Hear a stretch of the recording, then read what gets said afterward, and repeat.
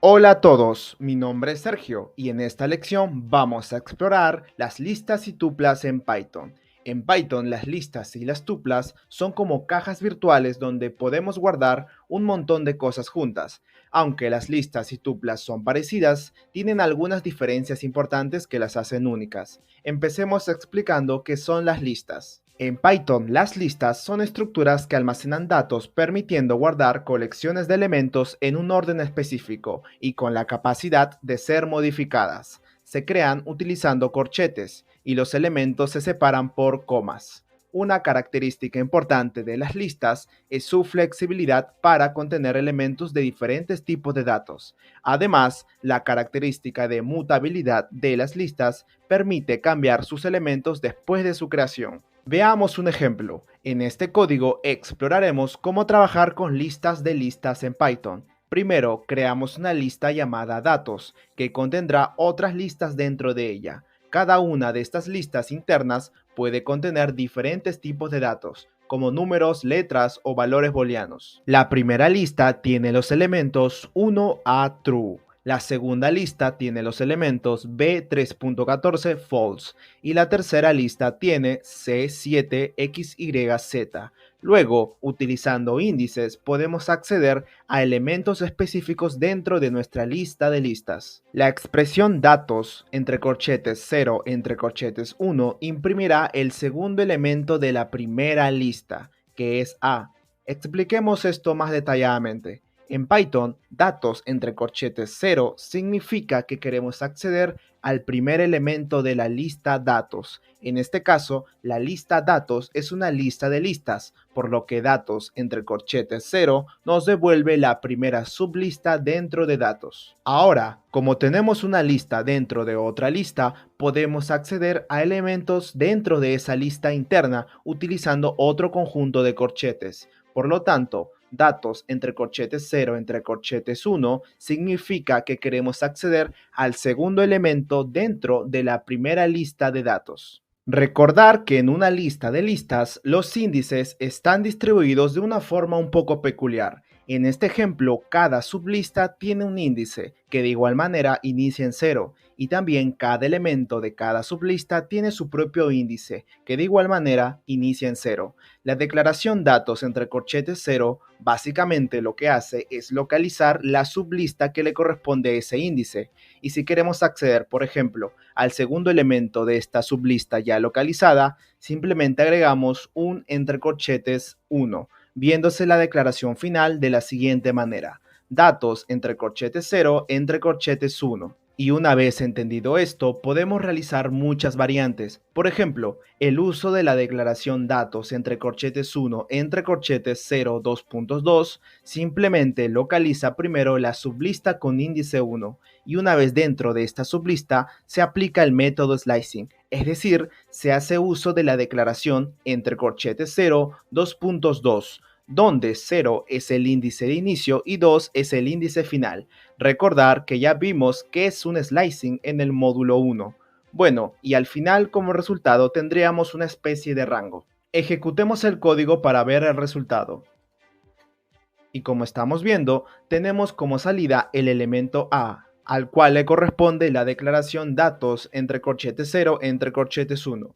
Y además también tenemos como salida una pequeña lista conformada por los elementos B y 3.14, que son el resultado de la declaración datos entre corchetes 1 entre corchetes 0.2.2. Ok, una vez esto aclarado, pasemos a otro ejemplo para reforzar lo aprendido. En esta ocasión, también veremos una lista de listas. Primero, creamos una lista llamada personas, que contiene otra lista dentro de ella. Cada sublista contiene el nombre y la edad de una persona. Ahora vamos a acceder a un elemento específico dentro de nuestra lista de listas. Esto se logra usando índices para acceder a elementos particulares. Por ejemplo, la declaración personas entre corchetes 2 entre corchetes 0 nos devolverá el primer elemento de la tercera sublista.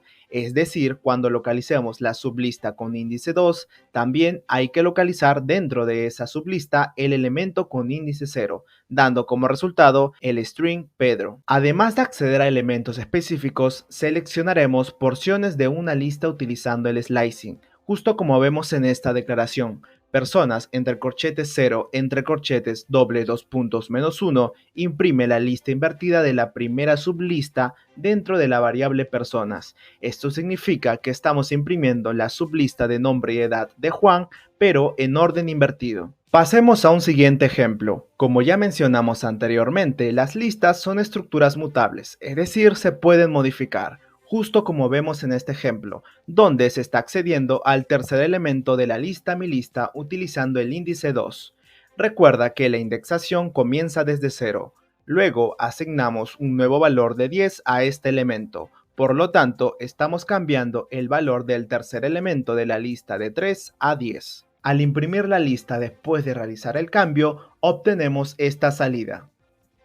Como se esperaba, el tercer elemento de la lista ha sido actualizado a 10, mientras que los otros elementos permanecen sin cambios. Pero eso no es todo. También es posible agregar nuevos elementos a una lista utilizando el método append o insertarlos en una posición específica con la función insert. Método append. En Python, el método append es una herramienta integrada que nos permite añadir un nuevo elemento al final de una lista. Esta función solo requiere un argumento, cuyo argumento es el elemento que queremos agregar. Al usar append, el elemento especificado se inserta al final de la lista. Esto es útil cuando queremos agregar un elemento sin preocuparnos por su posición relativa en la lista. Veamos un ejemplo.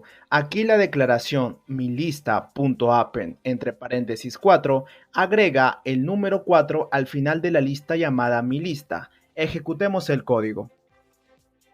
Esto resulta en una lista que es muy similar a la previamente creada, pero ahora con la adición del número 4 al final de la lista. La sintaxis consta de primero indicar el nombre de la lista acompañado de la función append y entre paréntesis el argumento o número que deseas agregar al final de la lista. Ok, ahora pasemos a explicar el método insert, que no es más que otra función incorporada en Python, empleada para insertar un elemento en una posición específica dentro de una lista.